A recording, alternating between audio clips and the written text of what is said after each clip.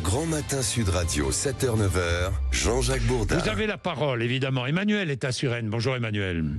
Bonjour Jean-Jacques, comment ça va? Ça va très bien. Tous mes voeux, mon cher Emmanuel. Ah oui, bonne année à vous aussi. Bonne année. Emmanuel est à Suresnes. Alors, Elon Musk divise. Oui. Qu'en pensez-vous? Moi, je pense que Elon Musk, il est très intéressant. Il y a un aspect de sa personnalité, peut-être que tout le monde n'a pas capté. Oui. Et par exemple, Nigel Farage en Angleterre. Oui. Nigel Farage, il fait partie d'une classe de politiciens. Il est allé d'une bonne famille, il est allé dans les bonnes écoles, etc.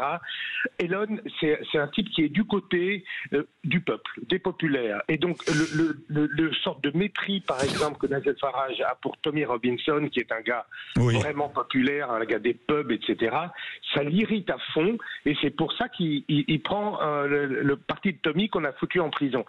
Également, en ce qui concerne l'Allemagne, par exemple, l'AfD, la façon dont la classe politique allemande, Scholz, Von der Leyen et compagnie ont traité l'AfD depuis des années en disant de toute façon c'est des populistes, Emmanuel, l'AfD s'est distinguée par des propos et des prises de position qui sont tout à fait discutables, mon cher Emmanuel.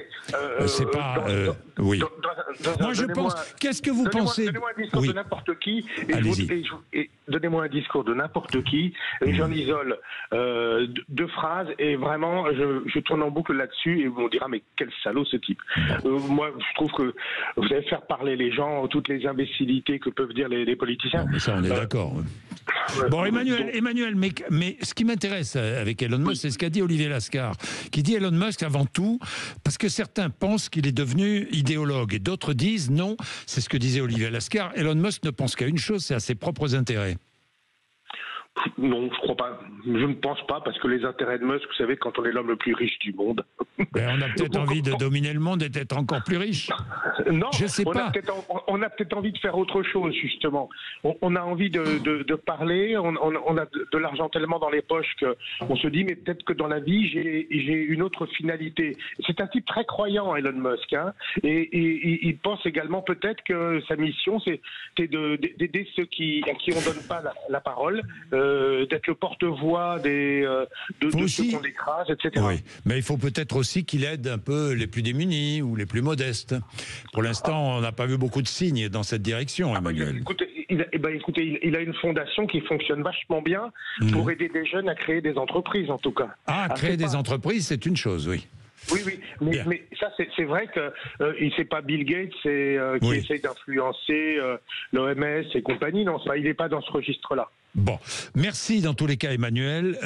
Dali, lui, est à Bordeaux. Bonjour, Dali.